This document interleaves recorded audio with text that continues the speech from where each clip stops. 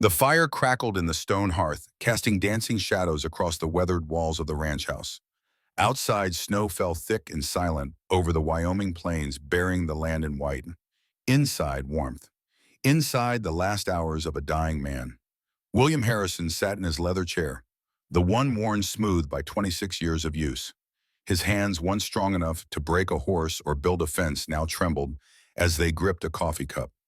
The scar running from his left temple down across his cheek, white against weathered skin, pulled slightly as he shifted position. 67 years old, a lifetime of war and peace of love and loss of secrets carried too long. Across from him, sitting cross-legged on the woven rug, his grandson Daniel worked a cleaning cloth along the barrel of an old hunting rifle. 13 years old, all elbows and earnest eyes, the boy had his mother's dark hair and his grandfather's gray gaze. The silence between them was comfortable, familiar. The kind of silence that exists between men who understand each other. Daniel looked up from his work. "Grandpa Will, you said you'd teach me to shoot today?" Will's lips curved just barely. The movement hurt. Everything hurt now. "Before you learn how to use that rifle, boy, you need to learn when to use it." His voice, once commanding enough to lead men through battle, had become gravel and whisper. "And maybe when not to." The boy's forehead creased. "I don't understand." Will set down his cup with care. His hands shook more than he wanted Daniel to see. "Let me tell you about a woman. People called her cursed, said she brought death to everyone who got close to her." He paused, drawing breath. "But she was the bravest person I ever knew." Daniel's eyes widened. "You mean Grandma Eleanor, Grandma, who makes the bread?" "The same." Will shifted forward in his chair. "But before she was your grandmother, before she was my wife, she was a widow that this whole town wanted to disappear. And he touched the scar on his face, an old habit. "I was a broken down drunk hiding on this ranch praying for death." The boy set down the rifle, his task forgotten. "What changed?" "She did. Or maybe I did, or maybe we saved each other." Will reached into the drawer of the side table and pulled out a leather-bound journal, its pages yellowed with age. "This is my diary, Daniel. Started writing it in 1865, the day the war ended. Never showed it to anyone, not even your grandmother." Daniel leaned forward, drawn by the weight of the moment. "Why are you showing me now?" Will's eyes, those storm gray eyes that had seen Gettysburg and Antietam, that had watched his first wife die, that had loved and lost and somehow found the strength to love again, met his grandson's. "Because I'm dying, son. And before I go, you need to hear this story.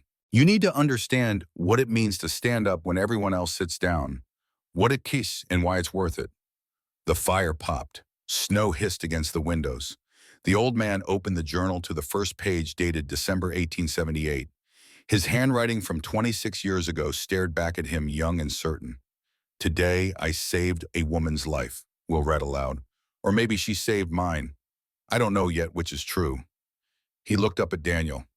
"This is the story of how a crippled widow and a scarred soldier brought down the most powerful man in Wyoming territory, and found something neither of us thought we deserved." His voice dropped to almost nothing. "Love." Daniel pulled his knees to his chest, utterly still. Waiting.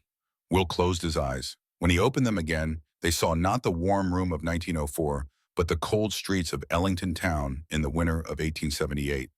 "It began," Will said, "with a pie." The cold bit hard that December afternoon. Will Harrison, 41 years old and feeling every year like a scar on his soul, stood outside Miller's General Store, with snow dusting the shoulders of his leather coat. He hadn't wanted to come to town, hadn't set foot in Ellington in over a year, not since Margaret's funeral, not since they'd lowered his sister into frozen ground, while Charles Thornton stood at the back of the mourners watching with those calculating eyes.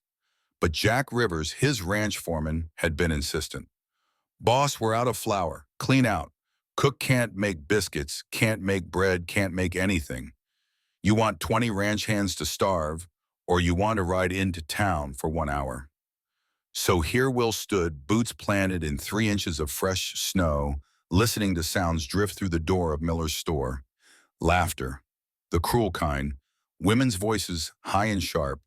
His military training kicked in without thought. Assess the situation, identify threats, plan response. He'd been about to push through the door when he heard it. A woman's voice, thick with contempt, cutting through the winter air like a blade. Look at her crawling on her knees. Perhaps that's where she belongs. Will's hand froze on the door handle. More laughter. 3 women he counted by the distinct voices. And 1 target. He'd heard this before. In the army, they'd called it bullying. In polite society, they dressed it up with smiles and called it something else. But a soldier knew combat when he heard it, whatever form it took. He stood there 2 full minutes listening, long enough to hear every word, long enough to feel anger, cold and focused, settle into his bones. Then he opened the door. The scene assembled itself in his mind like a military tableau. 3 women in expensive silk dresses formed a half circle near the counter. Victoria Ashford at the center, her burgundy gown, pristine pearl earrings, catching lamplight. Behind her, Mrs. Patterson and Miss Doyle, ladies of means and leisure, their faces set in expressions of refined disgust.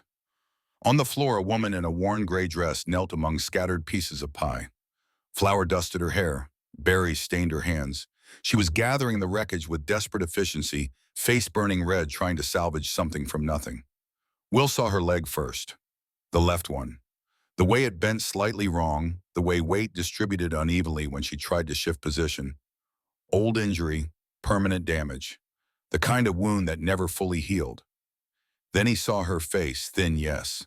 Marked by hardship, absolutely. But the chin was up. The jaw was set. Even kneeling in humiliation, she refused to bow. He'd seen that look before. On soldiers who'd lost everything but wouldn't quit. On men who kept fighting even when the battle was already lost. The women hadn't noticed him yet.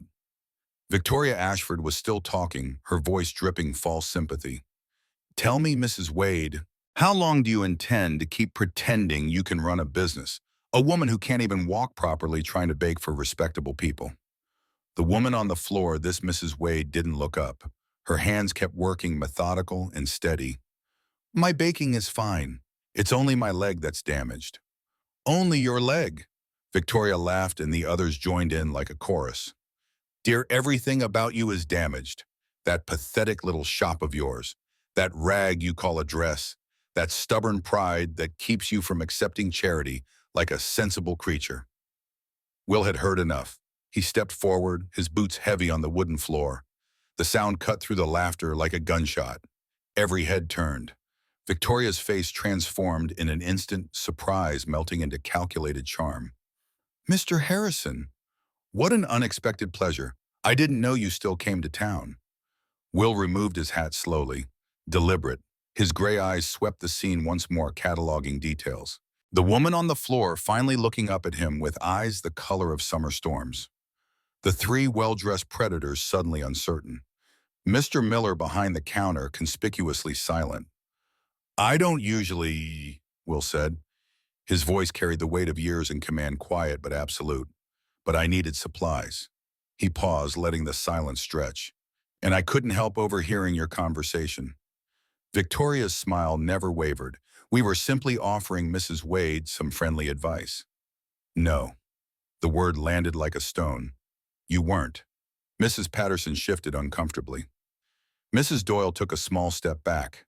But Victoria held her ground, though something flickered behind her eyes. Will moved forward, positioned himself between the woman on the floor and her tormentors. Not aggressive, just there. A wall, a shield. I've been standing outside that door for 2 minutes, ma'am. I heard every word. He let that sink in. Then he spoke again, and his voice dropped lower, more dangerous for its softness. I spent 3 years watching men die in mud at Gettysburg and Antietam. I've seen courage, and I've seen cowardice. His eyes found Victoria's and held them. I've seen people at their best and their absolute worst. He gestured toward the woman behind him without looking back. This woman runs a business despite a bad leg. She shows up every day. She works with her hands. She asks nothing from anyone but the right to earn her keep. Then he took 1 step closer to Victoria Ashford. Close enough that she had to tilt her head back slightly to meet his eyes. Close enough that the 2 women behind her backed up another step. You mock her for struggling. You attack her for not giving up. You call her cursed when she's simply wounded. He shook his head slowly. I've met a lot of people in my 41 years, ma'am, and the ones who tear others down to feel tall are the smallest people I know. On the silence in Miller's general store was absolute. Even the fire in the pot-bellied stove seemed to quiet its crackling. Victoria's face had gone red, her hands clenched in the fabric of her dress. Mr. Harrison, your reputation may protect you in most circumstances, but I assure you that my husband— Will cut her off. Your husband works at the bank. His tone didn't change. Didn't need to. My ranch employs 20 men and runs 3,000 head of cattle. I do all my banking in Cheyenne. He let that settle, then added almost conversationally, but if you'd like to test whose influence carries more weight in this territory, I'm happy to oblige. Something crumbled in Victoria Ashford's expression. The certainty, the superiority, the absolute confidence that she was untouchable. It all wavered, cracked, fell away. This isn't over, she said, but her voice had lost its edge. Yes, ma'am, Will replied. It is. Victoria gathered her skirts and swept toward the door. Mrs. Patterson and Mrs. Doyle scurried after her like startled birds.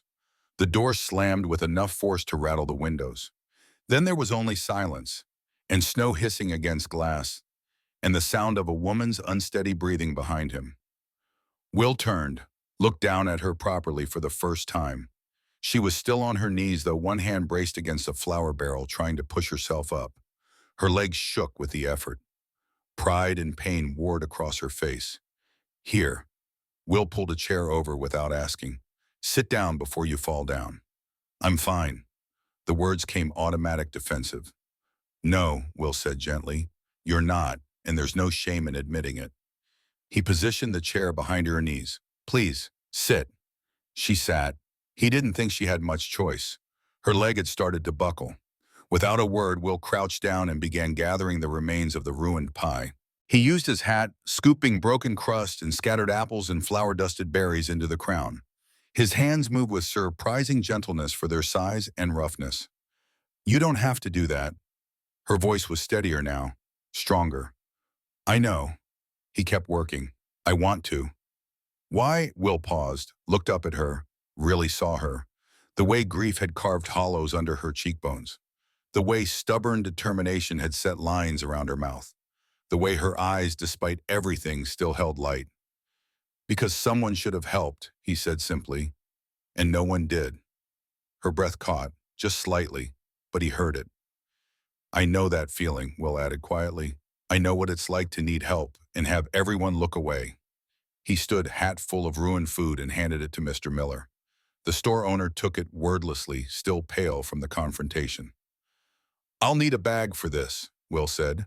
Then he turned to the woman in the chair. And whatever Mrs. Wade came here to buy, add it to my account. That's not necessary. She was on her feet again, swaying slightly but standing. Mr. Harrison, I appreciate what you did, but I can't accept, charity, Will finished for her. He saw the word hit, saw her stiffen. No, I don't expect you to. Then what? Payment, he met her eyes. For what I'm about to ask, I need regular bread delivery to my ranch. Enough for 20 men 3 times a week. My cook is hopeless with anything that requires rising dough. A slight smile touched his scarred face. I'll pay fair price, and I'll come by your shop tomorrow to discuss terms, if that's acceptable. She stared at him, searching his face for mockery, for pity, for any hint of the contempt she'd grown used to. He gave her none of those things, just waited. One condition, she said finally. Will raised an eyebrow. You let me repay you for today's supplies, in bread or pea or whatever you want from my shop. Her chin lifted. I don't take something for nothing. For the first time in 2 years, William Harrison smiled, really smiled. It hurt the muscles in his face, unused to the expression. But it felt right. Fair enough, Mrs. Wade. I'll come by tomorrow, 5:30 in the morning if that's not too early. My shop opens at 6. Then I'll be there at 5:30. She almost smiled back. Almost. Will helped her load the supplies into her small cart outside. The snow was falling harder now, fat flakes that clung to everything they touched. Eleanor Wade's old mare stamped nervously, breath steaming in the cold air. At the cart, Will paused. Those women, they do that often. Eleanor's hand stilled on a flour sack. Often enough, I've learned to ignore it. You shouldn't have to. She looked at him then, really looked past the scar in the weathered exterior, trying to read what lay beneath. Mr. Harrison, I appreciate what you did in there, truly. But I've been dealing with the Victoria Ashfords of this world for 3 years now. They won't stop because one man publicly shamed them. Maybe not. Will's gray eyes held hers. But maybe you don't have to deal with them alone anymore. Before she could respond, he touched the brim of his hat, a gesture of respect she hadn't received from anyone in longer than she could remember. 5:30 tomorrow, Mrs. Wade. She hesitated. Then Eleanor. My name is Eleanor. William. He tested how her name felt. But most people call me Will. I'll see you tomorrow, Will. He mounted his horse and rode out of town without looking back. But Eleanor stood there in the snow, watching until he disappeared into the white landscape. Something in her chest, something that had been frozen for 3 long years, began to thaw. She didn't know it yet, but that moment, that tiny crack in the ice around her heart, would change everything. Will Harrison rode slowly back toward his ranch, but his mind was already 3 miles ahead, already turning over the encounter in Miller's store. The weight of old instincts, military habits that never quite left, pressed him to analyze what had just happened. He'd made a choice, stepped into a conflict that wasn't his, declared himself publicly on the side of a woman he didn't know, and he'd felt alive doing it. That realization sat strange in his chest. For 2 years since Margaret's death, he'd been going through motions, running the ranch because it needed running, eating because his body required fuel, sleeping when exhaustion finally dragged him under, but not living, never living. Today, for the first time in 2 years, he'd felt his blood move. The ranch house came into view as dusk settled over the snow-covered plains. Lights glowed in the windows. Smoke rose from the chimney. Home, if you could call it that, when it felt more like a prison of memories. Jack Rivers met him at the stable, taking the horse's reins with a knowing look. Got the flour in the saddlebag. Good. Cook was about ready to mutiny. Jack paused, his weathered face creasing with concern. You were gone longer than usual. Everything all right in town? Will swung down from the saddle, his boots hitting packed snow. Fine, just had to handle something. Something, huh? Jack's eyes narrowed. You look different. Can't put my finger on it, but I'm the same as I always am. No, boss, you ain't. Jack led the horse toward the stable. You got a look I haven't seen since before Miss Margaret passed, like you found something to care about again. Will didn't answer, couldn't really, because Jack was right, and that terrified him more than anything Victoria Ashford could threaten. Inside the ranch house, the familiar emptiness wrapped around him. Margaret's room still exactly as she'd left it, the chair by the fire where she used to sit and read. The small touches that marked a woman's presence now just ghosts. Will poured himself whiskey, sat in his chair, stared into flames. Eleanor Wade, widow, baker, crippled in some accident that had left her limping and alone, mocked by the town's finest, fighting to survive when most people would have given up and moved on. He knew that fight, knew it bone deep. The fight to keep going when everything inside you screamed to quit. After Rebecca and little William had died, Will had wanted to quit, had put his service pistol in his mouth and tasted metal in despair. Margaret had found him, knocked the gun away, held him while he broke into pieces. Promise me, she'd whispered through her own tears. Promise me you'll live, Will. Promise me you'll find something worth fighting for again. He'd promised, and he'd kept that promise even when it felt like dragging himself through broken glass. Even when every morning was a fresh battle just to open his eyes. Then Margaret had died. Margaret had. And the only thing that kept Will from breaking his promise was the knowledge that she'd died trying to save him. That to quit now would make her sacrifice meaningless. But surviving wasn't living. He'd learned that in 2 years of holidays. Today, though, today had been different. Will drank his whiskey and made a decision. Tomorrow, 5:30, he'd go to Eleanor Wade's bakery. He'd arrange for bread delivery. And maybe, just maybe, he'd find out why a woman he'd never met before had made him feel human again. The knock came just after 8. Will wasn't expecting visitors. No one came out to the ranch anymore except Jack, and Jack never knocked. He opened the door to find Dr. Marcus Webb standing on the porch, snow dusting his shoulders, his medical bag in hand. Doctor. Will stepped aside. Something wrong. Webb entered, shaking snow from his coat. That depends on your perspective. His eyes, usually kind, looked worried. "Can we talk?" They sat by the fire. Webb declined whiskey, which told Will this was serious.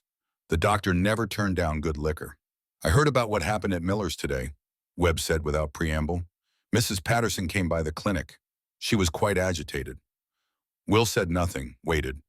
"She told me you publicly confronted Victoria Ashford, defended Eleanor Wade." Webb leaned forward. "Is that true?" "It is." "Do you have any idea what you've done? Stopped 3 women from tormenting someone who couldn't fight back." Will's voice carried an edge, same as any decent person would do. "Will," Webb's tone was gentle but firm, "you don't understand the dynamics here. Eleanor Wade has been the town outcast for 3 years. People believe she's cursed, that anyone who gets close to her ends up hurt or dead. Superstitious nonsense. Maybe, but it's powerful nonsense." Webb rubbed his face. "Her husband, Henry Wade, died in a wagon accident. She was badly injured. The wagon wheel broke on the steepest grade outside town. Henry was thrown, hit his head on a rock. Died instantly. Eleanor was trapped under the wreckage for hours, her leg crushed." Will felt something cold settle in his stomach. Accident. That's what the sheriff ruled. But there were rumors. Henry had been arguing with Charles Thornton about selling his property. Thornton wanted the land. Henry refused. 2 weeks later, Henry was dead. The cold spread. "You're saying Thornton killed him?" "I'm saying there were questions." Webb's hands twisted together. "Questions the sheriff chose not to pursue. Questions that died when Eleanor Wade became the town pariah. Easier to blame the victim than investigate the powerful." Will stood paced to the window. Outside, snow fell in the darkness. "Why are you telling me this?" "Because I know you will. I've known you since you came to this territory 15 years ago. I knew you when Rebecca and William died. I knew you after Margaret's accident." Webb's voice dropped. "And I know what you're thinking right now, that maybe Margaret's death wasn't an accident either." Will's hand clenched on the window frame. "How did you—" "Because I've thought the same thing for 2 years." Webb's admission hung in the air like gun smoke. "Margaret died 3 weeks after you turned down Thornton's offer to buy your ranch. Her horse spooked on flat ground in broad daylight. No one could explain why. I examined the horse afterward, found a rope burr under the saddle, fresh, deliberately placed." The world tilted. Will turned slowly. "You found evidence of murder and said nothing." "I reported it to Sheriff Martin." Webb's face was gray. "He told me I was seeing things. That grief was making me paranoid. He warned me to let it go." "And you did." The words came out flat, dead. "I was afraid." Webb met his eyes. "I'm still afraid, but I'm also tired of being a coward. That's why I'm here. To warn you." "Warn me about what?" "Charles Thornton doesn't forgive and he doesn't forget. You humiliated his wife in public. You've aligned yourself with Eleanor Wade, and now you're asking questions without even realizing it." Webb stood. "Be careful, Will. Men who cross Thornton tend to have accidents." After Webb left, Will sat alone in the dark for a long time. The fire burned down to embers. The whiskey bottle emptied. And in his mind, connections formed like constellations. Margaret refusing to let him sell the ranch. Margaret dead 3 weeks later. Henry Wade refusing to sell his property. Henry Wade dead in an accident. A pattern. A terrible, murderous pattern. And now Eleanor Wade still on that property, still refusing to leave. Still in danger. Will looked at the clock. Midnight. 5.5 hours until he was supposed to meet Eleanor at her bakery. 5.5 hours to decide if he was going to walk into danger willingly, knowingly, with his eyes wide open.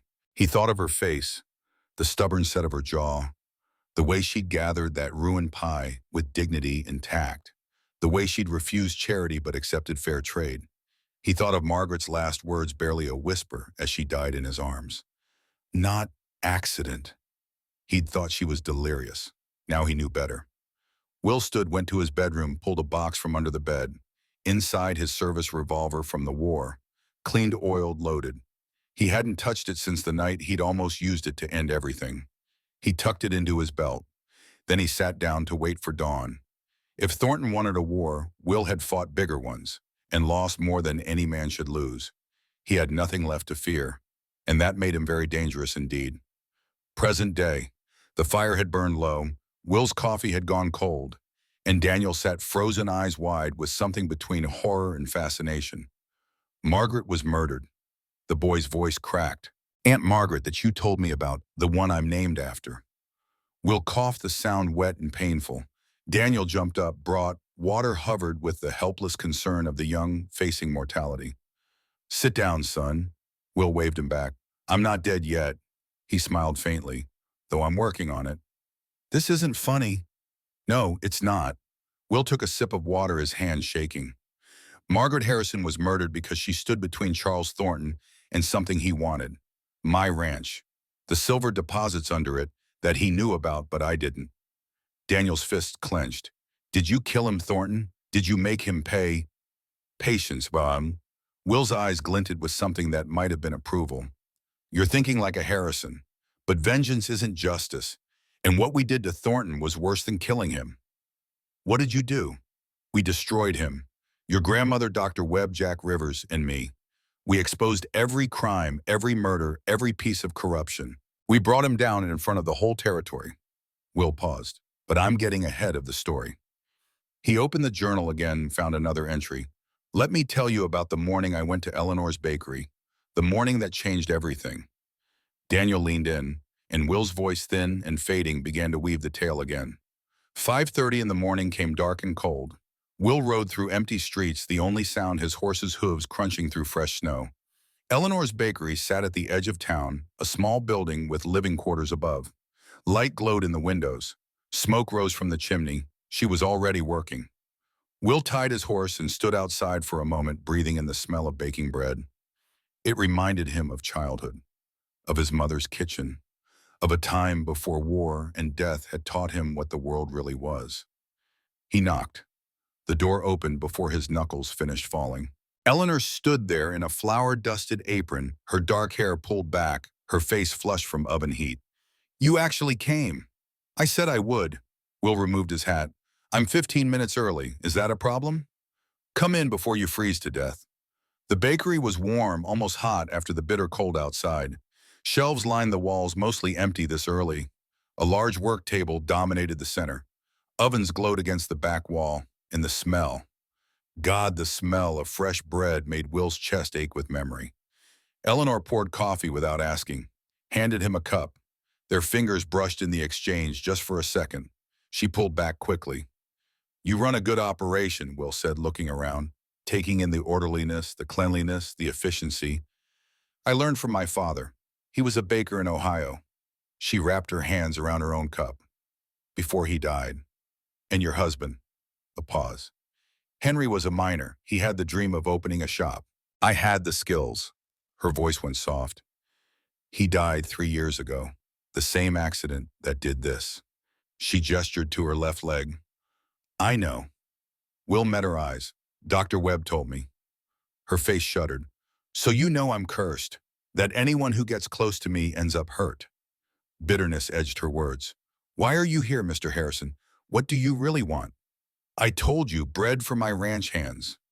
No one does business with me anymore. Not if they can help it. The only reason I survive is because I charge less than anyone else, and some people's greed outweighs their superstition. She set down her cup hard enough that coffee splashed. So I'll ask again.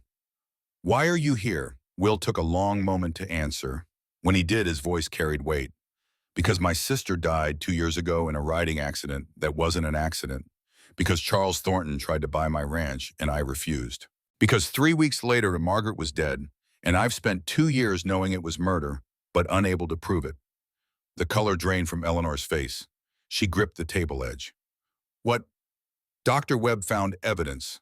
A rope burr under Margaret's saddle, placed deliberately to spook the horse. Will's jaw clenched. He reported it to Sheriff Martin. The sheriff buried it. Why are you telling me this? Because I think the same thing happened to your husband, and I think we both know who's responsible. Eleanor's breath came fast, shallow. Henry said, the morning of the accident, he said the wheel looked cracked. I told him we should wait, get it fixed. He said it would hold. Her voice broke. I blamed myself for 3 years. for not insisting, for trusting him, for, for being human. Will crossed to her, stopped a respectful distance away.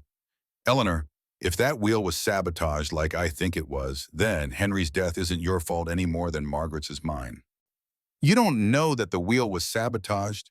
It could have just been, Thornton wanted your property. Henry refused to sell. 2 weeks later, Henry was dead. Will's voice was gentle but relentless. Does that sound like coincidence? She was shaking now. Will watched her fight for control, watched her spine straighten, and her chin lift even as tears threatened to spill. Warrior. Even in grief, even in fear, she was a warrior. If you're right, she said slowly, then I've been living next to my husband's murderer for 3 years, seeing him in church, passing him on the street, watching him smile. Yes, and there's nothing I can do about it. He owns the sheriff. He owns half the town. He's untouchable. No one's untouchable. Will's eyes went cold. I learned that in the war. Every man has a weakness. Every fortress has a crack. Eleanor looked at him, really looked, saw past the scar and the hard exterior to something burning underneath. You want revenge. I want justice, he paused. But I'll settle for revenge if that's all I can get. They stood there in the warm bakery, two broken people recognizing each other across a gulf of pain. The bread in the oven was almost done. Outside, dawn was beginning to break, and something was starting. Something dangerous and necessary, and possibly doomed. What do you need from me? Eleanor asked. Everything you remember, about Thornton's threats to Henry, about the accident, about anything that seems strange. Will set down his coffee cup. And I need you to trust me. I don't know you. I know. His scarred face was serious. But I defended you yesterday when I didn't have to. I'm here this morning when I could have stayed safe on my ranch. And I'm about to make an enemy of the most powerful man in Wyoming for a woman I just met. He held out his hand. Sometimes trust is a choice you make before you have all the answers. Eleanor stared at his outstretched hand. Calloused, scarred steady despite everything. A hand that had held rifles and reins, that had fought and built and survived. She put her hand in his. All right, Will Harrison. Her grip was firm. Let's find justice or revenge, whichever comes first. They shook on it there in the warm glow of the ovens, making a pact that would change both their lives. Neither one knew yet what it would cost. Neither one knew that this moment, this joining of hands and purpose would lead to love and loss and a legacy that would echo through generations. But somewhere in that small bakery, as dawn broke over Wyoming, two survivors became something more. They became a force. And Charles Thornton's empire, built on blood and fear and unchallenged power, had just felt its first tremor. The foundation was beginning to crack. 3 days passed like the slow turn of a wheel. 3 days of Will arriving at Eleanor's bakery before dawn of coffee and quiet conversation of plans taking shape in whispers. 3 days of watching, waiting, gathering courage for what came next. On the fourth day, as winter darkness still held the sky, a knock came at Eleanor's door. Not Will's firm, steady rap. This was hesitant, almost apologetic. Eleanor opened the door to find Dr. Marcus Webb standing in the snow, his medical bag clutched like a shield, his face pale in the lamplight. Dr. Webb, she stepped aside. It's early for a house call. This isn't a house call. Webb's eyes darted past her into the warm bakery. Is Harrison here? Not yet. He'll be here in 20 minutes. Eleanor read the fear in the old doctor's face. What's wrong? Everything. Webb stepped inside, closed the door, leaned against it like his legs might give out. Everything's wrong and I can't stay silent anymore. Eleanor poured him coffee. His hand shook so badly the cup rattled against the saucer. She'd never seen Marcus Webb afraid. In 3 years of treating her mangled leg through pain that made her scream, he'd always been steady as stone. Now he looked like a man facing his own execution. I need to tell you something, Webb said, about Henry's death, about the accident that wasn't an accident. Eleanor's breath stopped. What? 3 years ago, after they brought you both back to town after they'd buried Henry and set your leg, I examined the wagon. Webb's voice was barely above a whisper. Professional curiosity, I told myself. Just making sure there wasn't anything we could have done differently. He took a long drink of coffee, set the cup down, met her eyes. The wheel wasn't just cracked, Eleanor. Someone had cut through the axle, almost all the way through, left just enough to hold for a while, designed to fail at the worst possible moment. The bakery spun. Eleanor gripped the table edge, knuckles white.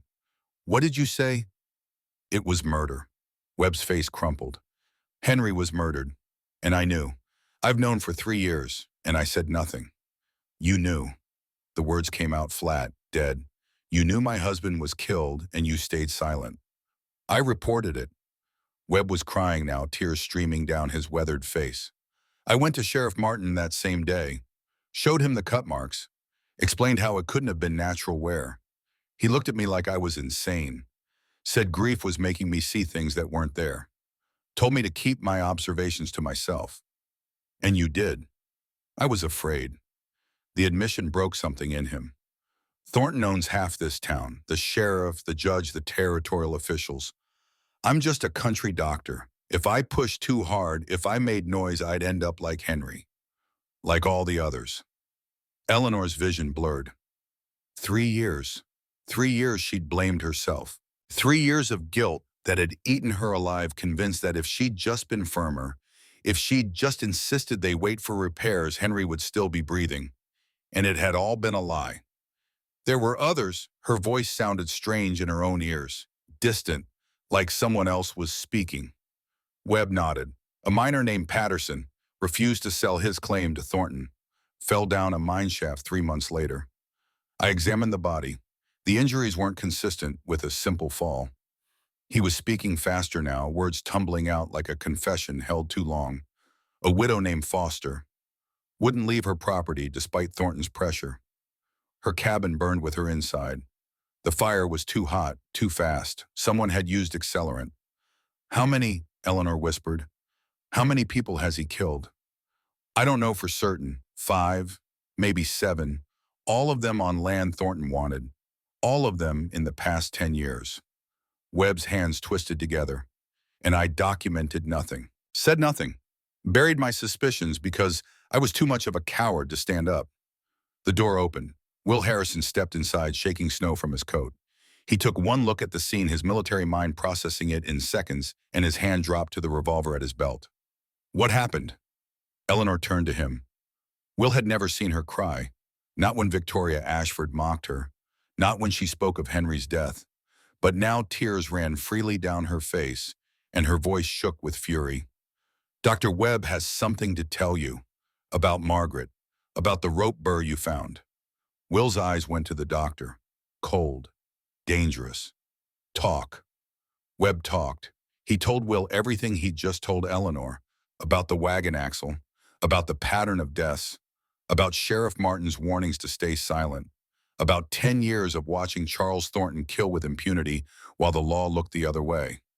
When he finished, Will stood so still he might have been carved from stone. Only his eyes moved gray as winter storms, and in them, Webb saw something that made him understand why men had followed this man into battle. You examined Margaret's horse, Will said finally.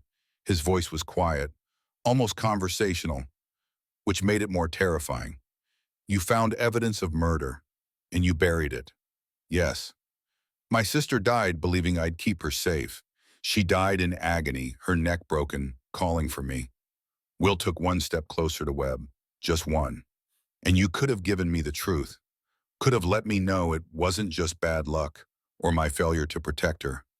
Could have given me something to fight for instead of drinking myself toward death. I'm sorry.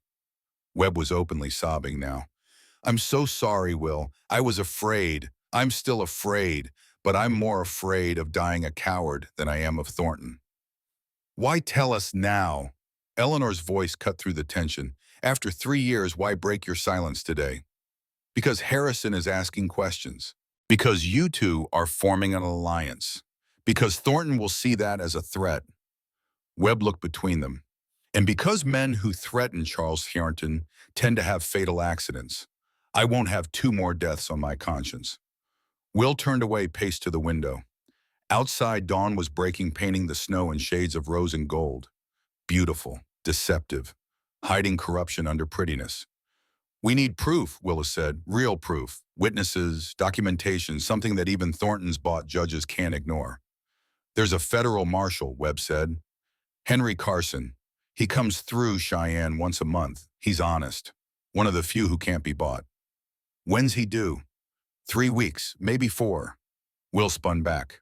Too long. Thornton's already moving against us. Will spun back. Too long. Thornton's already escalating. After what just happened at your shop, we need to move faster. Eleanor's hands clenched. The memory of broken glass and red paint was still fresh. Then we don't wait. We force his hand now. Then we make Thornton overconfident, Will said. We let him think we're weak, isolated, easy to eliminate. His smile was sharp as broken glass, and when he makes his move, we're ready.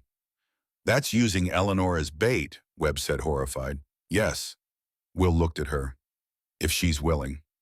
Eleanor thought of Henry, of 3 years believing his death was her fault, of Victoria Ashford's cruel laughter and the town's whispered accusations, of a life lived in the margins, always afraid, always alone.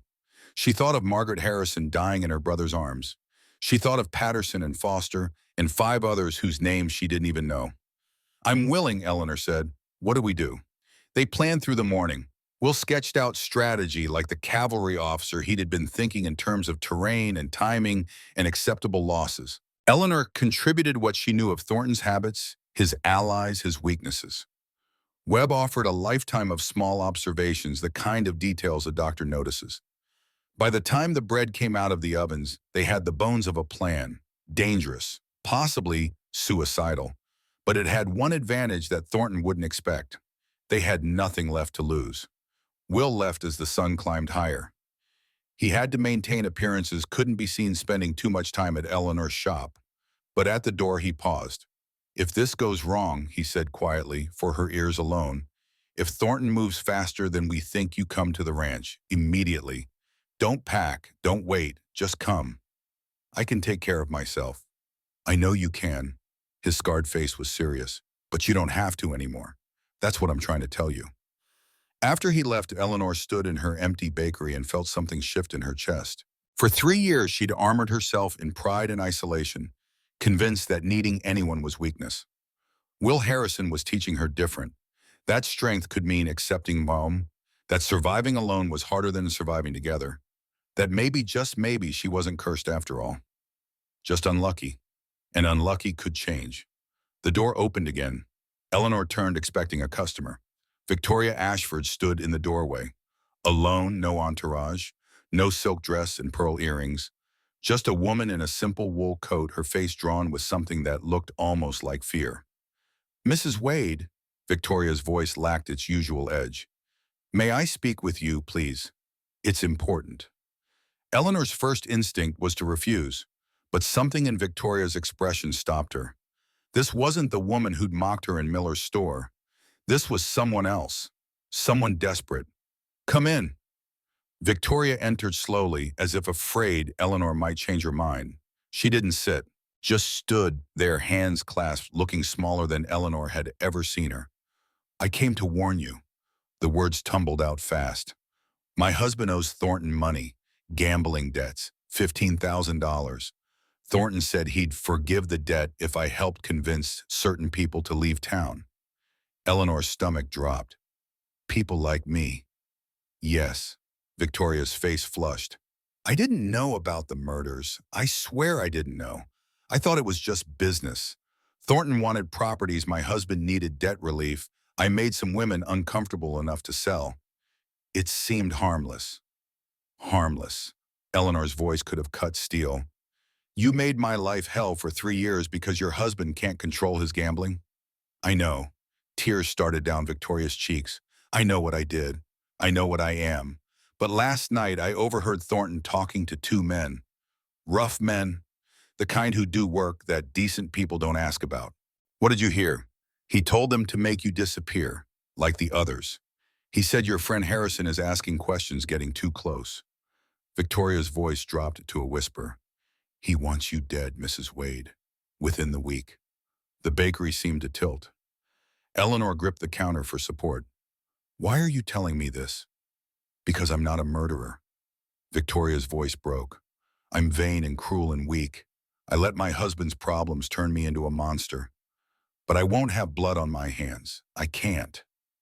She reached into her coat, pulled out a folded paper. This is a list. Everyone Thornton has targeted in the past 10 years. Names, dates, how they died. I've been keeping records. Insurance, I told myself. Proof that I wasn't involved in the actual killings. Eleanor took the paper with shaking hands, unfolded it, saw 7 names written in careful script. Patterson, Foster, 5 others, and at the bottom, in fresh ink, Henry Wade. You knew. Eleanor looked up. All this time you knew my husband was murdered. I suspected. Victoria couldn't meet her eyes. But I told myself it was coincidence, that Thornton was ruthless in business, but not actually criminal. I told myself a lot of lies, Mrs. Wade, and I'm done lying. She turned toward the door, paused. The men Thornton hired are named Frank Morrison and Dutch Keller. They've done his dirty work for years. They'll come for you soon. Be ready. Why help me now? What changed? Victoria looked back, and for the first time, Eleanor saw real humanity in her face. Because yesterday, Thornton told my husband that if the debt isn't paid by spring, he'll take our house, our home, everything we have. She smiled bitterly. Turns out I'm only loyal when it doesn't cost me anything. The moment it threatened what's mine, I found principles. At least you found them. Eleanor folded the paper carefully. That's more than some people ever do. After Victoria left, Eleanor sat alone with the list of the dead. 7 names, 7 people who'd stood up to Charles Thornton and paid with their lives. She should have been terrified. Part of her was, but a larger part felt something else entirely. Clarity. The sound came just after Eleanor had hidden Victoria's list in her apron pocket. Glass shattering. Multiple windows at once. Eleanor spun toward the front of the shop. Through the doorway, she saw them. 3 men faces covered with bandanas standing in the street. One held a rock, another a can of paint. She moved toward the door but stopped when the first rock crashed through her display window. Shards exploded inward, glittering like ice across the floor. The carefully arranged loaves she'd set out that morning tumbled and scattered. "Get out while you can, witch!" one of the men shouted. His voice was rough, deliberately disguised. "This is your last warning." The second man hurled his paint can. It struck the door, exploding in a spray of red that looked too much like blood. Letters dripped down the wood. Cursed. Eleanor's hands shook. She wanted to run to hide, to pretend this wasn't happening. But Will's words echoed in her mind. You don't have to deal with them alone anymore. She grabbed the broom from behind the counter and stepped toward the door. "Eleanor, no!" But Webb's voice came from somewhere behind her. He must have been in the back room, hadn't left yet. "Don't go out there." But she was already moving. Not to confront them, she wasn't that foolish. But to stand in her doorway in full view and let them see she wouldn't be driven out like a frightened animal. The third man raised another rock. Eleanor saw it coming, saw the arc it would make toward her head. Time slowed. The rock never made it. A rifle shot cracked across the street. The rock shattered mid-air fragments, scattering like snow. The 3 men froze. Will Harrison stepped out from the shadows of the building across the street, his rifle still raised, smoke curling from the barrel. He'd been watching, protecting her even when she didn't know it. "Next one's not aimed at rocks," Will said. His voice carried across the empty street, cold and absolute. "Leave. Now." The men ran, scrambled onto horses, and disappeared into the gathering dusk. Eleanor stood in her doorway, surrounded by broken glass and red paint that spelled her supposed curse, and felt something shift inside her. She'd stood her ground, and Will had been there. He crossed to her, lowered the rifle. "Are you hurt?" "No." Her voice was steadier than she felt. "You were watching." "I told you, you're not alone anymore." Will looked at the destruction, his jaw tight. "Pack what you need. You're coming to the ranch, tonight." Eleanor looked at her shop, her livelihood. 3 years of building something from nothing, now vandalized and violated. She could stay, could clean it up, could pretend tomorrow would be different. Or she could accept that Will was right. Thornton was escalating, and staying here meant death. "All right," she said. "Let me get my things." As she gathered her belongings, Eleanor realized the fear that had gripped her for 3 years had transformed into something else, something harder, something that burned instead of froze. Thornton wanted her gone. He'd have to do better than broken windows and paint. She was done running. For 3 years, she'd been fighting to survive, accepting scraps, enduring humiliation, keeping her head down and hoping the world would leave her alone. No more. Thornton wanted her dead fine. Let him try. But he'd find out that Eleanor Wade wasn't. Henry wasn't, Patterson wasn't, any of the others who'd faced him alone and afraid. She had Will Harrison. She had Dr. Webb. She had Victoria's list and the truth, and a burning need for justice that had been banked for too long. Charles Thornton had created an enemy, and that enemy was done being a victim. Eleanor locked the bakery, ignoring the pain in her bad leg, and began the walk to Harrison Ranch. Will had said if things moved fast, she should come immediately. Things had just moved very fast indeed. The ranch sprawled across the valley like a promise. Barns and bunkhouses, corrals filled with horses, smoke rising from a dozen chimneys. Will's kingdom built with sweat and stubbornness and the refusal to quit, even when quitting would have been easier. Jack Rivers met her at the main house, his weathered face creasing with a concern. "Mrs. Wade, something wrong?" "I need to see Will. It's urgent." Jack studied her for a second, then nodded. "He's in his study. Come on." The ranch house was simple but solid. Good furniture, well-maintained, everything in its place. A soldier's home.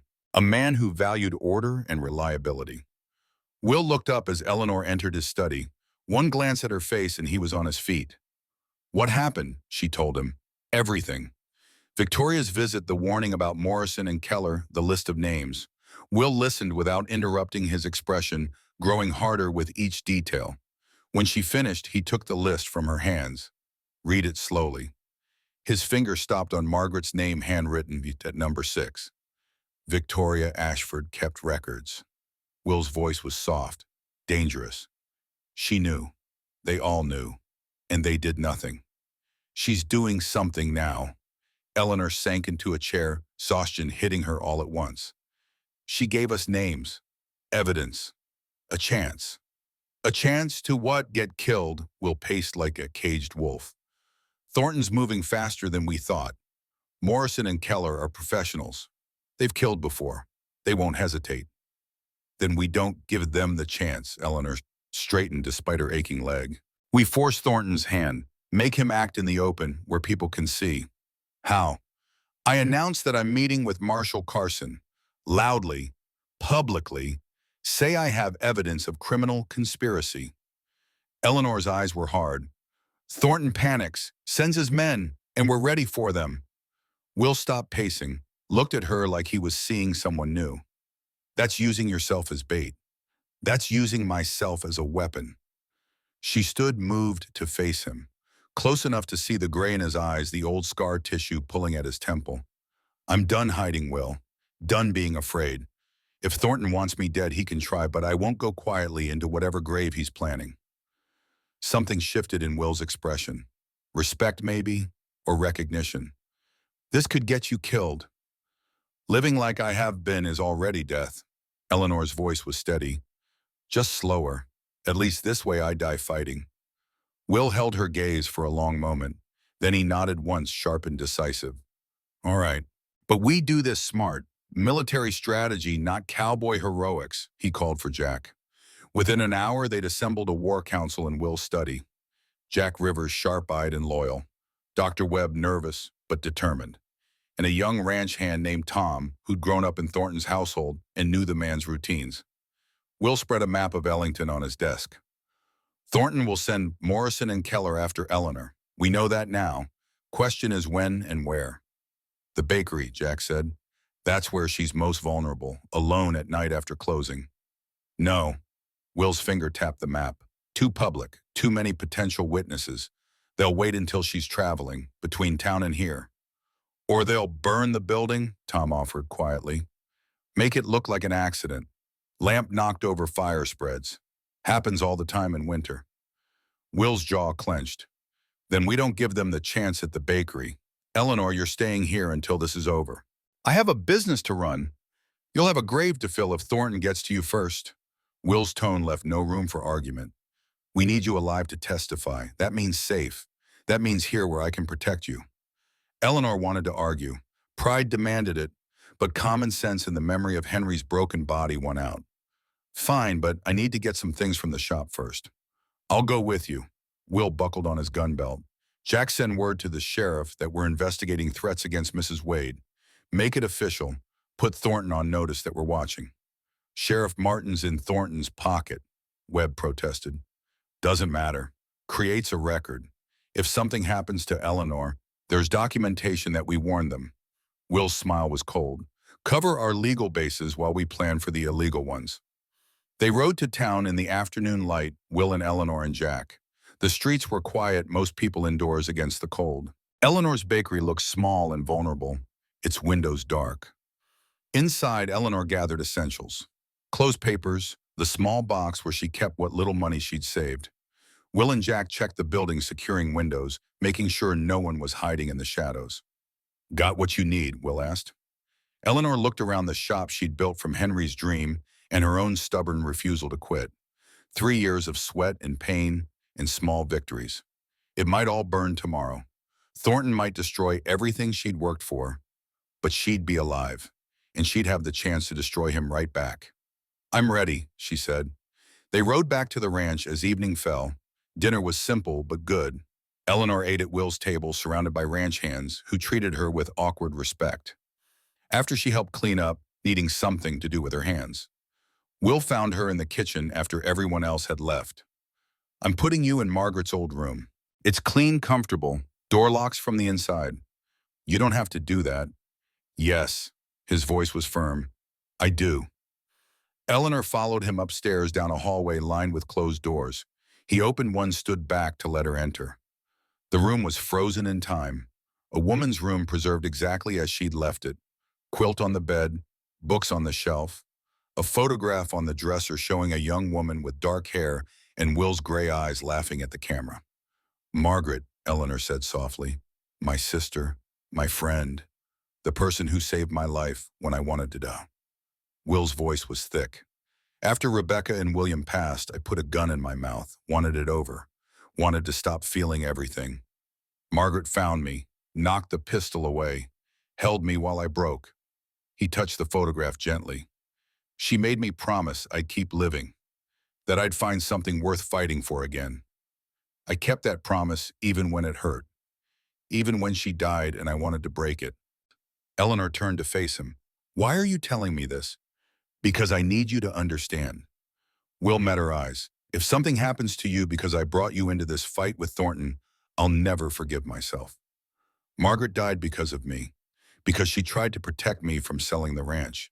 I can't carry another death. Margaret didn't die because of you, she did because of Thornton. Eleanor stepped closer. And Henry didn't die because I was weak. He died because a murderer wanted our land. She reached out, took Will's scarred hand in hers. We've both been carrying guilt that doesn't belong to us. Maybe it's time we put it down and pick up something else. Like what? Like rage, like justice, like the truth that we're not victims. Her grip tightened. We're survivors, and survivors fight back. Will looked at their joined hands. Then he did something Eleanor didn't expect. He pulled her close, wrapped his arms around her, held her like she was something precious and breakable and worth protecting. Eleanor stiffened at first. She'd forgotten what human touch felt like, what warmth meant. But slowly, carefully, she let herself sink into the embrace, let herself feel safe for the first time in 3 years. I won't let him hurt you. Will whispered into her hair, whatever it takes, whatever I have to do. You're not alone anymore. Eleanor's eyes burned with tears she refused to let fall. Neither are you. They stood like that for a long moment, two broken people holding each other up. Outside, night fell over the ranch. Inside, something was growing between them. Fragile, yes, new and uncertain, but real. When Will finally pulled back, his expression had changed, softer, vulnerable in a way that probably scared him. Sleep well, he said quietly. Tomorrow we plan how to end this. Will, Eleanor stopped him at the door. Thank you. For everything. For seeing me when everyone else looked through me. I see you, Eleanor Wade. His gray eyes held hers. I see your strength and your courage and your refusal to quit. I see someone worth standing beside. He left before she could respond, closing the door gently behind him. Eleanor sat on Margaret's bed in Margaret's room in the house of a man she'd known less than a week and felt something crack open inside her chest. Something that had been frozen since Henry died. Since the town turned against her. Since she'd learned to expect nothing from anyone. Hope. Dangerous, terrifying, impossible to suppress. Will Harrison had walked into her life like a winter storm. And he was teaching her that broken didn't mean worthless. That surviving alone was harder than surviving together. That maybe, just maybe, she deserved more than scraps and shadows. Eleanor lay down in the darkness, listening to the ranch settle around her. Somewhere down the hall, Will was probably planning strategy, cleaning weapons, preparing for war. Tomorrow they'd set a trap for a murderer. Tomorrow they'd risk everything on a desperate gamble. But tonight, for the first time in 3 years, Eleanor Wade felt something other than fear. She felt alive. In his study, Will sat at his desk with Victoria's list spread before him. 7 names, 7 murders. His finger traced Margaret's name, and he felt rage and grief, and something else he was almost afraid to name. Purpose. For 2 years he'd been existing, going through motions. But Eleanor had given him a reason to fight again, a cause worth risking everything for. And maybe if they survived this, something more. Will opened his journal, dated the page. December 14th, 1878. He wrote carefully, the words forming a record for whatever came next. Tomorrow we make our stand. Eleanor has agreed to serve as bait to draw out Thornton's hired killers. It's dangerous, possibly suicidal, but it's also necessary. Evil unchallenged grows stronger, and I'm done letting evil win. If I die tomorrow, I want it known that I died fighting, that I finally found something worth protecting, someone who reminded me what it means to be human. Her name is Eleanor Wade, and she's the bravest person I know. If I survive, I'm going to tell her that. I'm going to tell her what she's come to mean to me, that she saved me just as surely as Margaret did, though in a different way. I'm going to tell her I'm falling in love with her, but first I have to keep her alive. God help me, I have to keep her alive. He closed the journal, loaded his rifle, checked his revolver. Tomorrow would bring violence, that was certain. The only question was whether it would also bring justice. Will Harrison had fought at Gettysburg. He'd survived Antietam. He'd watched brothers in arms die in mud and blood and horror. Tomorrow's battle would be different, smaller scale, personal instead of political, but it mattered more than any fight he'd ever faced, because this time he wasn't fighting for a government or a principle or a piece of ground. This time he was fighting for her, and that made all the difference. The attack came at midnight, not subtle, not quiet, the kind of violence that announced itself with breaking glass and the smell of kerosene. Will was already awake, had been for hours, watching from the upstairs window with his rifle across his knees. He saw them coming across the snow-covered fields, 2 men moving with the confidence of those who'd done this work before. Frank Morrison and Dutch Keller, Thornton's hired killers. They thought the bakery was empty.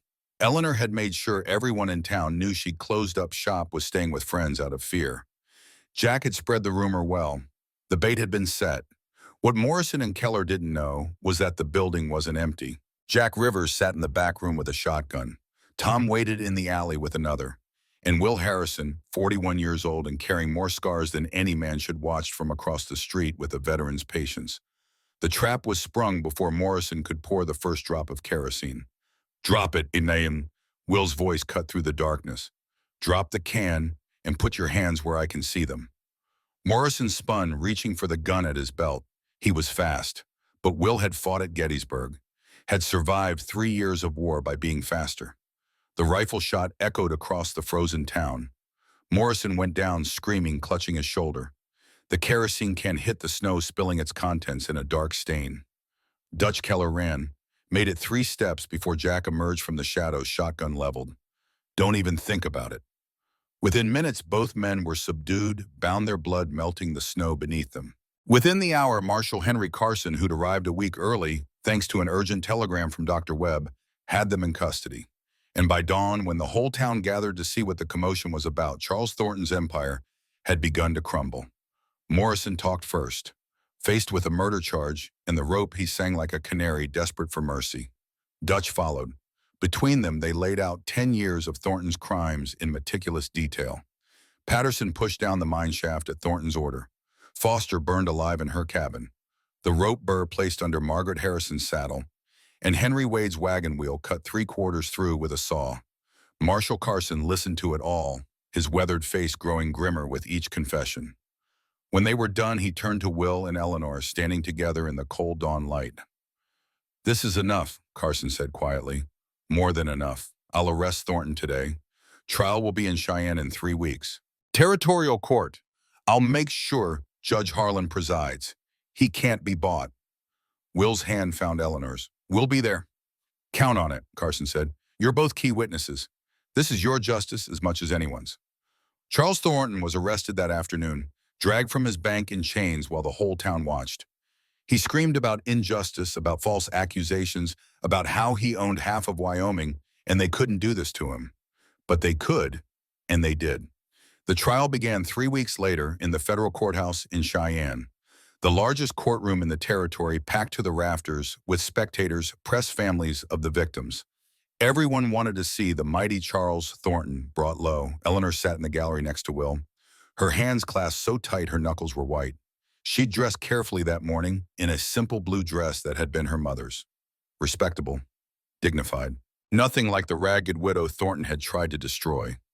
Will wore his best suit, the one he'd been married in. The scar on his face stood out stark against his pale skin.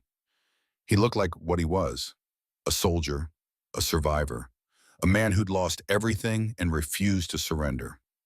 Judge Harlan, 60 years old, with eyes like chips of granite, called the court to order. The prosecution began their case, methodically building it brick by brick. Victoria Ashford's list of names, the confessions of Morrison and Keller, Dr. Webb's testimony about the cut wagon wheel and the rope burr. Then they called Will to the stand. He walked to the witness box with the same steady gait that had carried him through 3 years of war, placed his hand on the Bible, swore to tell the truth. The prosecutor, a sharp-eyed woman named Catherine Ross, stood. "Mr. Harrison, please tell the court about your sister Margaret." Will's voice was steady. "Margaret Harrison died September 15th, 1876. Officially ruled a riding accident. But it wasn't an accident." "How do you know?" "Because I found a rope burr under her saddle, placed there deliberately to spook her horse. Fresh rope tied in a way that would dig into the animal's flesh with every movement." Will's hands clenched on the witness box rail. "I reported it to Sheriff Martin. He buried the investigation." "Why would he do that?" "Because 2 weeks before Margaret died, Charles Thornton offered to buy my ranch. I refused. My sister died because she stood between Thornton and land he wanted, and the sheriff chose to protect a murderer rather than seek justice. Thornton's lawyers objected. Judge Harlan overruled them. The testimony continued. "Mr. Harrison, you have served in the military, correct?" "Yes, ma'am. Union Cavalry, 1862 to 65. "You saw combat. Gettysburg, Antietam, a dozen smaller engagements." Ross paused. "You've seen death then. You understand the difference between accident and murder." "Yes, ma'am, I do." "In your professional judgment as a veteran and a rancher, was your sister's death an accident?" Will looked directly at Thornton, the man who'd smiled at Margaret's funeral, who'd offered condolences while her blood was still warm. "No, ma'am, Margaret was murdered, and that man ordered it." The defense attorney, a slick lawyer from Denver named Hughes, stood for cross-examination. "Mr. Harrison, you attempted suicide after your wife's death, didn't you?" The courtroom went silent. Eleanor's breath caught. Will didn't flinch. "Yes, I put a gun in my mouth. My sister stopped me." "So you've struggled with mental stability?" "I've struggled with grief, with loss, with survivor's guilt." Will's voice was hard. "But I know the difference between depression and murder, and I know what I found under that saddle." Hughes pressed. "Isn't it possible you saw what you wanted to see? A rope burr that occurred naturally, interpreted through the lens of paranoia?" Will leaned forward. "I fought at Gettysburg. I watched 7,000 men die in 3 days. I've seen courage and cowardice. I've seen people at their best and their absolute worst." His gray eyes burned. "And I know murder when I see it. Charles Thornton killed my sister. He killed Henry Wade. He killed 7 people over 10 years. And if you let him walk out of here, he'll kill again." No one in that courtroom doubted him. Eleanor testified next. She told them about Henry's warnings that the wheel was cracked, about his death, about 3 years of guilt and isolation, about Thornton's pressure to sell, about the town that had turned its back because facing the truth was harder than blaming the victim. Her voice shook at times, but it never broke. She stood there a widow with a crippled leg and demanded justice with a strength that made the jury sit straighter. The defense tried to paint her as bitter, as unreliable, as motivated by greed rather than truth. Eleanor looked at them and said simply, "I watched my husband bleed to death in the snow. I spent 3 years believing it was my fault, and now I know it wasn't. That knowledge doesn't bring Henry back, but it means his death meant something. It means we stopped a killer, and that's worth every bit of pain I've endured." The jury deliberated for 2 hours. When they filed back in, their faces were set, determined. The foreman, an older rancher who'd known both Will and Eleanor, stood when Judge Harlan asked for the verdict. "On the charge of murder in the first degree in the death of Henry Wade, how do you find guilty? On the charge of murder in the first degree in the death of Margaret Harrison, guilty." It went on. Patterson, Foster, 5 others. 7 guilty verdicts in total, plus conspiracy, plus fraud, plus a dozen lesser charges that hardly mattered next to the blood on Thornton's hands. Charles Thornton stood when the verdicts were read, his face purple with rage. "This is an outrage. I own half this territory. You can't—" "Sit down," Judge Harlan said quietly, "or I'll have you gagged." Thornton sat, but his eyes promised murder, promised that somehow, some way he'd make them all pay. He never got the chance. Judge Harlan sentenced him to death by hanging. 3 months later, in the prison yard in Cheyenne, Charles Thornton climbed the steps to the gallows. A crowd gathered to watch. Justice, they called it. Eleanor and Will were there, not celebrating, but witnessing, making sure it was done. When the trap door opened and Thornton dropped, Eleanor felt nothing. No satisfaction, no triumph, just a deep, bone-tired relief that it was over. "Is this what justice feels like?" she asked Will quietly as they walked away. No, Will's arm was around her shoulders. "Justice would be having them back. Henry, Margaret, all of them. This is just the best we could do." The town of Ellington threw a celebration when they returned, a spring festival, the first in 5 years. Thornton had always blocked such gatherings, afraid people might talk, might compare notes, might realize the pattern of deaths. Now he was gone, and the town wanted to atone. Mayor Thompson presented commendations to Will Eleanor and Dr. Webb, called them heroes, said they'd saved Ellington from a monster. Dr. Webb accepted his with trembling hands in a speech full of apologies for not speaking sooner. Will accepted his with a soldier's grace, deflecting credit to others. Eleanor stood before the assembled town, the same people who'd whispered about her curse, who'd avoided her shop, who'd made her 3 years a hell, and she spoke from her heart. "3 years ago, I believed I was cursed, that everyone who got close to me ended up hurt or dead. I believed it because you told me it was true, because it was easier to be isolated than to ask hard questions about why so many people were dying." The crowd shifted uncomfortably. "But I'm not cursed," Eleanor continued. "I'm just a woman who survived something terrible and refused to give up. And standing here today, I want you to remember something. The next time someone in this town is struggling, the next time you see someone who's different or damaged or fighting against odds, don't look away, don't whisper, don't make them face it alone."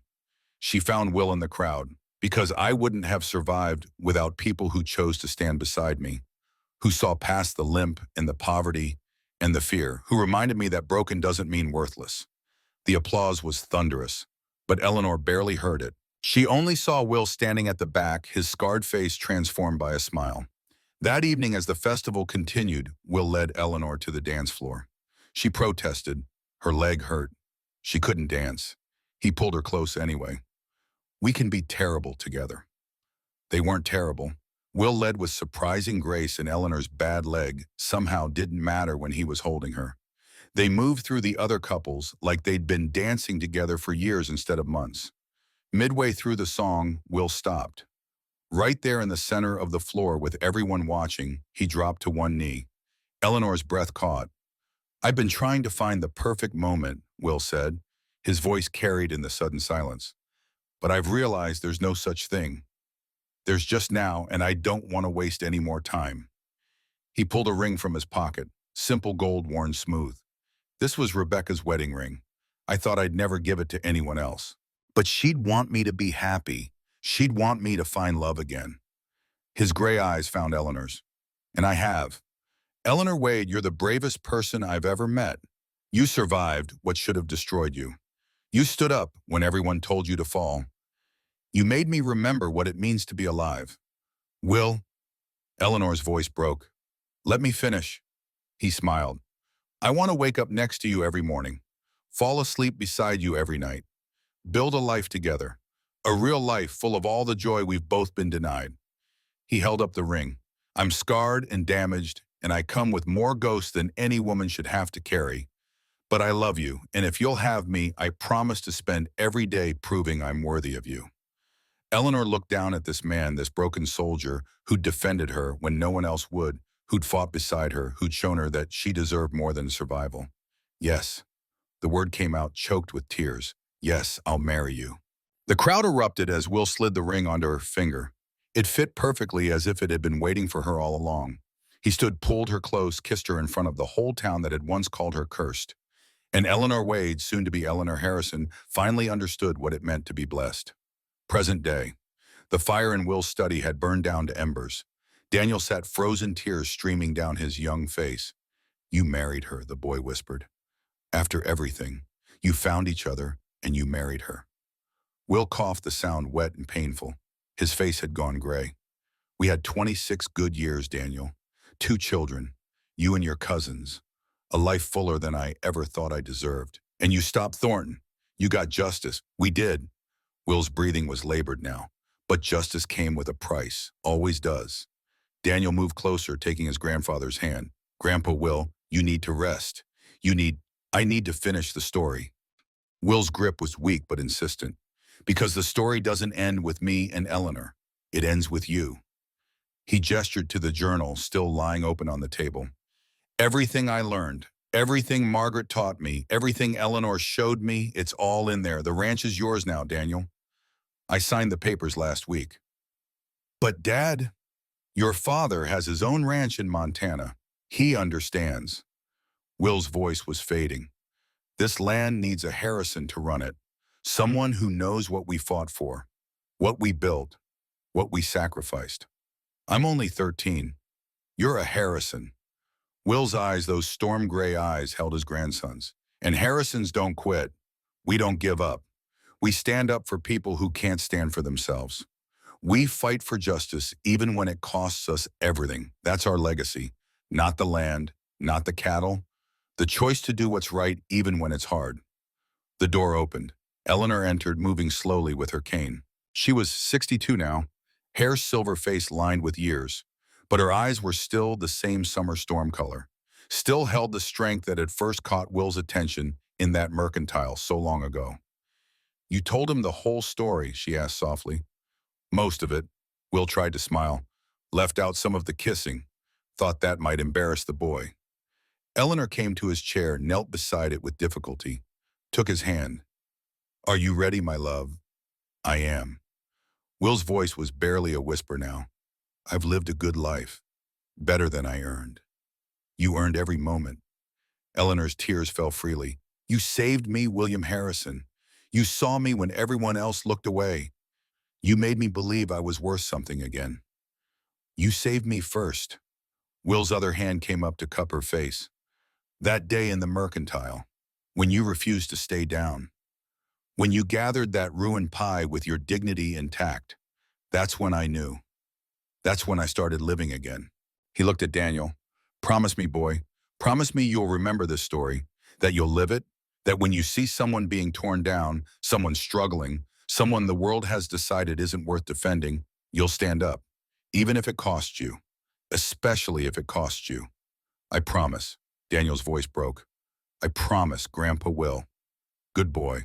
Will's breathing was slowing. Eleanor, I love you, always have, always will. I love you too.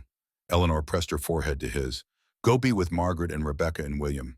They've been waiting. You've earned your rest. Will's eyes closed, his breathing slowed further, then stopped. Eleanor held him for a long moment, this man who'd changed her life, who'd loved her despite her scars, who'd shown her what it meant to fight for something bigger than survival. Then she let him go. The funeral was the largest Ellington had ever seen.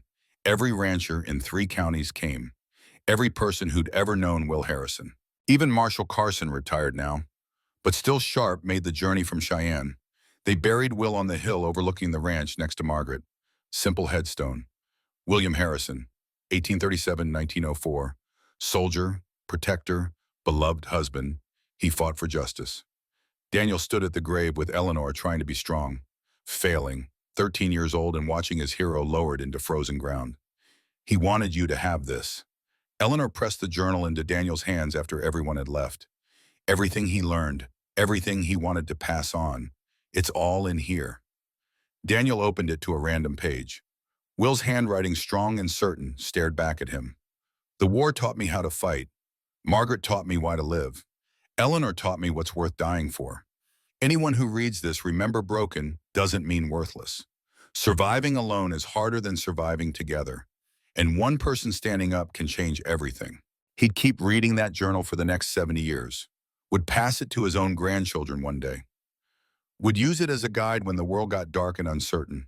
But that night, Daniel simply held it close and tried not to cry. 6 months later, winter 1905. Daniel had grown. Not in height, not much, but in something harder to measure. He'd taken over running the ranch with Jack Rivers' help, learning as he went, making mistakes, but never quitting. One afternoon, he rode into Ellington for supplies. The town had changed since Thornton's execution. Sheriff Martin had been removed, replaced with an honest man. The bank had new ownership. Victoria Ashford had moved east with her husband, seeking a fresh start. But some things stayed the same. As Daniel tied his horse outside Miller's General Store, he heard laughter inside. The cruel kind, high and sharp. His military training, the kind inherited in blood if not experience, kicked in. Assess, evaluate, respond. He pushed through the door. 3 young men, probably 17 or 18, surrounded a girl at the counter. She was younger than them, maybe 16, with dark skin and an accent that marked her as an immigrant. Italian, Daniel thought. One of the families who'd come to work the mines. The groceries she'd been buying were scattered on the floor. Flour and beans and dignity all spilled together. "Look at the clumsy foreigner," one of the boys sneered. "Maybe you should go back where you came from." The girl was crying, trying to gather the mess, just like Eleanor had all those years ago. Daniel didn't think, didn't plan, just acted. He stepped between the girl and her tormentors. Not aggressive, just there, a wall, a shield. "Gentlemen," his voice was calm, controlled, like Will's had been. "I believe you were speaking to this lady." The ringleader, a rancher's son named Cole, sneered. "This ain't your business, Harrison." "It is now." Daniel held his ground. "You'll apologize to this lady, or you'll deal with me." Cole looked at his friends, looked at Daniel. Saw something in the boy's eyes that made him reconsider. Something hard. Something that said this fight wouldn't go the way he expected. "Sorry," Cole muttered, louder, and to her, not me. Cole's face reddened, but he turned to the girl. "Sorry for the mess. It wasn't much, but it was something." The 3 boys left their bravado deflated. Daniel turned to the girl. She was staring at him with wide ease. "You all right, miss?" She nodded. "Thank you. You didn't have to do that." "My grandfather taught me different." Daniel helped her gather the scattered groceries, his movements careful and respectful. "He taught me that when you see someone being torn down, you stand up, even if it costs you." "Your grandfather sounds wise." "He was," Daniel smiled, "and stubborn, and brave enough to change this whole town." The girl's name was Emma. She was new to Ellington, her family having emigrated from Italy 6 months ago. Her father worked in the mines. Her mother took in sewing. They were struggling but determined. Daniel walked her home, carrying her groceries, listening to her talk about the old country and new dreams. At her door, she thanked him again. "Will I see you around town?" she asked shyly. "Count on it," Daniel said. He rode back to the ranch as the sun set, feeling strange. Good strange. Like he'd done something important. Like he'd honored Will's memory in a way that mattered. Eleanor was waiting on the porch when he arrived. She took one look at his face and smiled. "You helped someone today." How did you know? Because you have your grandfather's eyes right now. The look he got when he'd stood up for something. Eleanor gestured to the chair next to her. Tell me about it. Daniel told her about the boys and Emma and how he'd stepped in without thinking. You did good, Eleanor said when he finished. Will would be proud. I keep thinking about what he said, about legacy, about how it's not the land or the money, it's the choice to do what's right. That's exactly what it is. Eleanor looked out over the ranch, the land she and Will had built together. This place will be yours someday. All of it. The cattle, the buildings, the debts, and the profits. But the real inheritance is in here. She tapped Daniel's chest over his heart. It's knowing when to stand up, when to defend, when to show mercy, and when to demand justice. That's what Will gave me, and that's what we're giving you. 5 years later, 1909. Daniel was 18 now, a young man rather than a boy. He'd turned the ranch profitable again, expanded the herds, earned the respect of the hands who worked for him. And he'd courted Emma patiently and properly until her father gave his blessing. They married in the spring in the small church where Will and Eleanor had wed. Eleanor stood as witness-proud, tears in her eyes. At the reception, Daniel found his grandmother alone for a moment. Do you miss him? He asked. Every day. Eleanor's hand went to the cameo at her throat, the one Will had given her so long ago. But he's not really gone. He's in you, in the choices you make, in the way you stand up for people. I'm trying to live up to what he taught me. You already are. Eleanor squeezed his hand. And one day you'll teach your children, and they'll teach theirs. That's how legacy works. It's passed down in stories and values and the courage to do what's right even when it's hard. Daniel thought about that often in the years to come, as he raised 4 children, as he watched them grow and scatter across the country, as he aged and the world changed around him, 2 wars and a depression and progress that would have amazed Will. But some things didn't change. The ranch stayed in Harrison hands. The journal stayed in the family. And the story of Will and Eleanor of standing up to evil, of fighting for justice, was told and retold until it became legend. 50 years after Will's death, Daniel Harrison sat in the same chair where his grandfather had told him the story. He was 63 now, silver-haired, scarred by time and work and life. And he was telling his own grandson the tale. Your great-great-grandfather, William Harrison, died in 1904, Daniel said. But his legacy didn't. He taught me that broken doesn't mean worthless. That courage is acting despite fear. That one person standing up can change everything. The boy, also named William, listened with wide ease. And now I'm passing it to you, Daniel continued. The ranch, the journal, the responsibility. The Harrisons don't just own land. We stand for something. We protect people who can't protect themselves. We fight for justice. We refuse to quit. He handed over the journal, its leather cover worn smooth by generations of hands. Read this, learn from it, and when your time comes, pass it on. Young William opened the book to the first page. Will Harrison's handwriting from 1865 stared back at him. Today the war ended. I'm going home. But I don't know what I'm going home to. Everything I loved is gone. I feel empty. He flipped forward, found another entry. Today I met a woman they call cursed. But I see something else. I see possibility.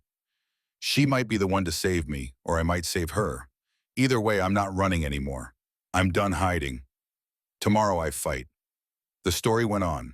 Page after page of Will's life, Eleanor's courage, the battle against Thornton, the love that grew in the spaces between survival and victory. And at the very end, dated a week before Will's death, one final entry. To whoever reads this, whenever you read it, remember, the Harrison legacy isn't land or money. It's the choice to stand up when everyone else sits down, to defend the defenseless, to fight for justice even when it costs everything. I've lived that choice. I've paid its price, and I do it again, because some things are worth dying for, and even more things are worth living for. Be brave, be kind, be strong, and never ever give up. That's what it means to be a Harrison. Young William closed the journal, his heart pounding.